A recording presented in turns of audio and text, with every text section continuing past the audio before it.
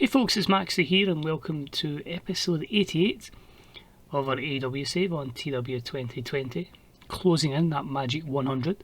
We've just finished with our New Year Spectacular pay-per-view, so we're on the road to the 2022 edition of Revolution.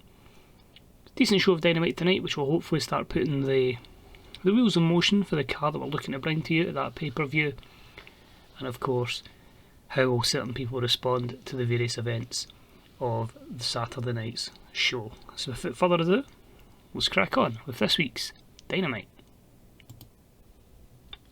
So we are sold out in Niles, Ohio, 10,000 fans exactly in attendance. A couple of pre-show matches. The Butcher and the Blade get the submission victory over Laredo Kid and TK Cooper. 46, pretty decent here. Laredo Kid was the star man, but we finally had a match where the Butcher wasn't the worst performer. So it's a shame. Big Andy's, I'm a fan. I'm a big fan of the Butcher, and hopefully ones like this can give them a good run in the future. I think their issue is there's not too many teams in the main roster below them, so we need to fix that. But a good win for them regardless. Speaking of people who needed wins, Joey Janela, and he defeats Gabriel Kidd in 8:51 with a moonsault foot stomp and a 51 rated matchup, so the bad boy picks up the win. We had the Luchasaurus defeat Eddie Dennis in 10:20 by pinfall. This was a 56. Of course, Jungle Boy can't wrestle, but he can still accompany Luchasaurus to ringside. And we had some 6-woman action as the team of Shayna Baszler and Audio Tai defeated Dani Luna, Gazelle Shaw and Lana Austin in 9:15 when Shayna submitted Dani Luna with a Kimura. 47, Shayna Baszler head and shoulders above the rest. There's a storyline for her in the future coming up.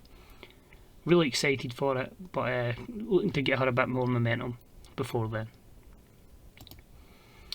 And the final match of the pre-show had Subpar Wrestling and Little Heat, and we had Prince Devitt defeat Will Hobbs in 9:50 with a brainbuster.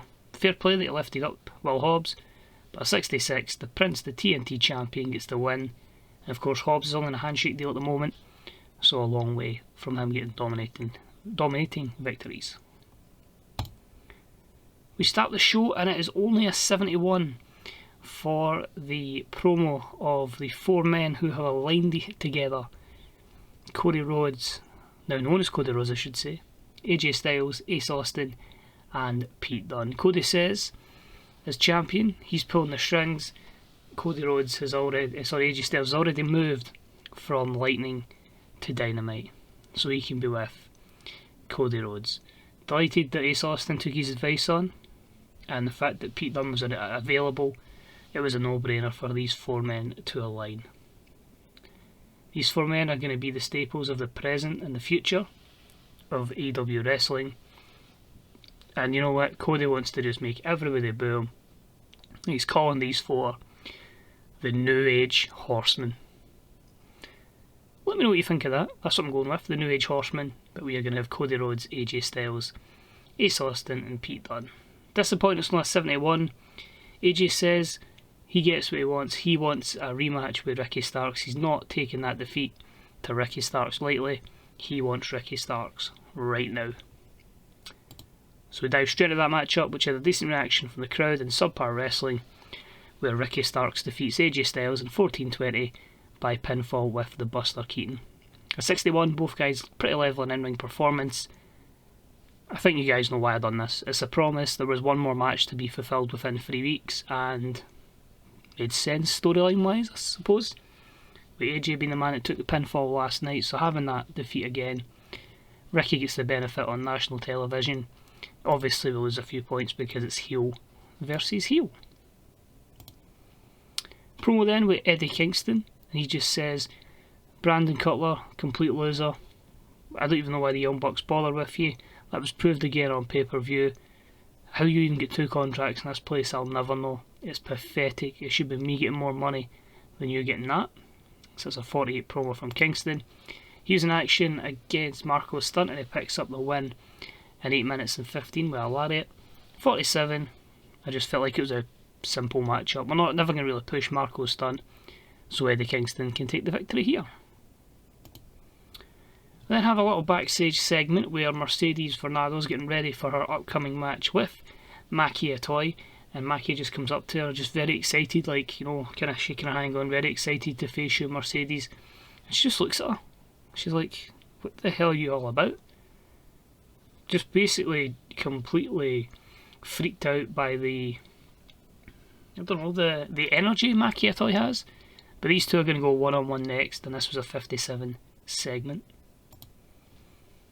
Oh, well, they'll go one-on-one later on tonight, sorry. Give them a bit of time. With about they had decent reaction from the crowd in Subpar Wrestling, would Shinsuke Nakamura defeat Lance Archer in 9:48 with a Kinshasa. 64, a simple matchup again to give Shin a victory against someone that we'd probably know from New Japan. And then we have a segment where we have Samoa Joe walking backstage, gets a bit of a distraction from Hangman, obviously the issues they had. Joe tapped him out on Saturday, or he passed out at least, never submitted, and the Butcher and the Blade hit the 2-on-1 assault on Samoa Joe. Hangman joins in, and it's a 3-on-1 beatdown to continue this feud. And that was a 62. We then have Sir Brodie Lee alongside Priscilla Kelly and Abaddon, and he just says in 2 weeks' time on Dynamite we are going to have that match for the Women's Tag Team Championships. That's when I've been told that Riho will be back from injury, so the Dark Order will be preparing, and Priscilla Kelly and Abaddon will take the titles from Mayu Itaue and Riho. 63. Good promo then, so Brodie's overness is rubbing off on these two, which is good to see. Then had that eventual match between Maki Itoh and Mercedes Varnado. Terrible wrestling and non-existent crowd heat, but Mercedes picks up the win in 6:48 with a bank statement. A 58 here. It was really a case of allowing Mercedes to wrestle with everybody in both rosters, because she'll be loving that, and to give Maki Itoh the exposure, a bit of wrestling the champion as well straight off the bat. So a 58, and Itoh benefited from a groundswell of public support. Moving along, we had the Bucks alongside Brandon Cutler in a very successful 74 promo, although we do need a better one, but I think I do have one segment coming up that should see us safe. And Brandon's just saying, I'm sorry for letting you down.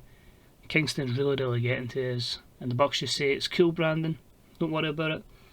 We'll get a victory tonight, we'll show that it doesn't affect us. You just need to make sure this doesn't affect you.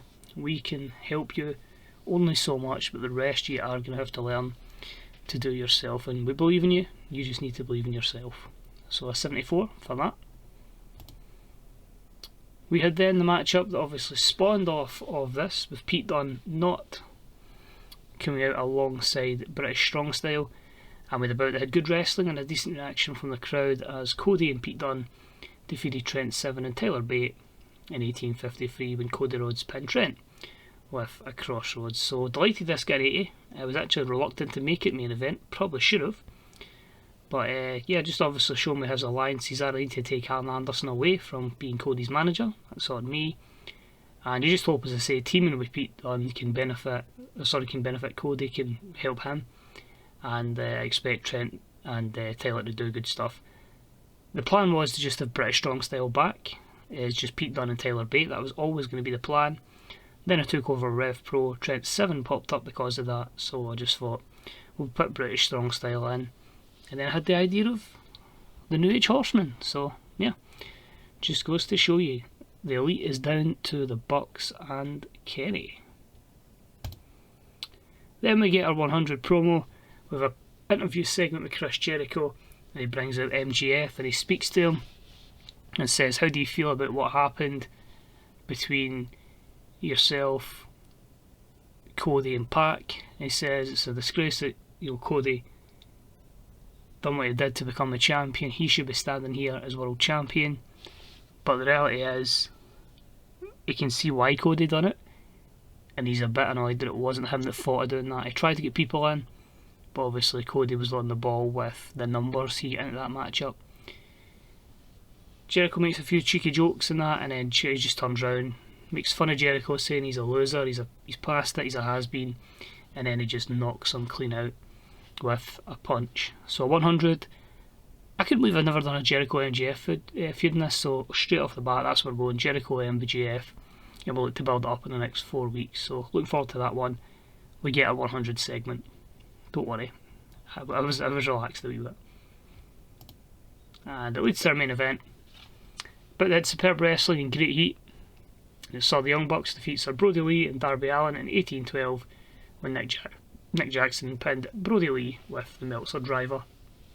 81, 4 fantastic performances. The lowest was an 87. It makes you wonder if there was psychology and this went over 20 minutes.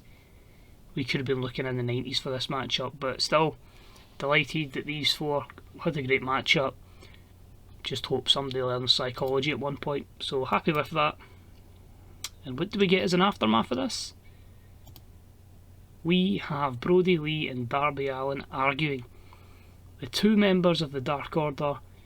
Obviously, Darby was taken under the tutelage of Brodie Lee because of the whole situation where he beat him and he had to join the Dark Order. That was over a year ago, which is crazy to think. And Allin, he's just had enough. He's lost his TNT Championship. Brodie's cost him tonight. He's just getting sick and fed up of it. So 86 as Darby Allin storms out, furious. This leads us to an 85, so a fairly successful show, and increases our popularity in 14 regions. So we've started to slowly build towards what we're doing at Revolution. Obviously, we're going to have Jericho and MGF, and you can see a few other matches we're looking to build there. I don't want to give it all away in week 1. We've still 7 shows to get there, 3 Dynamites and 4 Lightnings. So we'll jump to the main screen. We'll see if anyone else has signed for us. Obviously, we're confirming the deal of La Sombra. Could we be confirming Becky Lynch, or is she going to stay with WWE? So there we go. We don't win them all. Becky Lynch stays with the WWE, and we offered her big money. Just shows you. Apart from that one, Katie Forbes is re-signing with Impact. Britt Baker's back at 100%. Good. And there you go. That exclusive deal. Hager will get a new contract. Ace Austin's a good worker. We know, that's why we're getting behind the man. Darby Allin agrees. Joey Janela likes what he hears. MJF likes what he hears. I find it interesting that Darby's already given those opinions when he's only 25 himself, but he's over. And I want to see if I can get him to 100 over. That'd be quite intriguing. And a 2.60. So we're going in the right direction. Obviously, we're not going to gain much pop in the States at the moment. The attendances are dropping purely. So I get invited to an Xbox party, which is still me time to go racing. But 26 and 50, you can see there, it's only going to get lower and lower. So it might be until the end of the year before we start seeing peak attendances. So I will crack on. As always, cheers for tuning in, much appreciated. Please enjoy the rest of the evening. And as always, good day and good night, and bye bye. See you soon.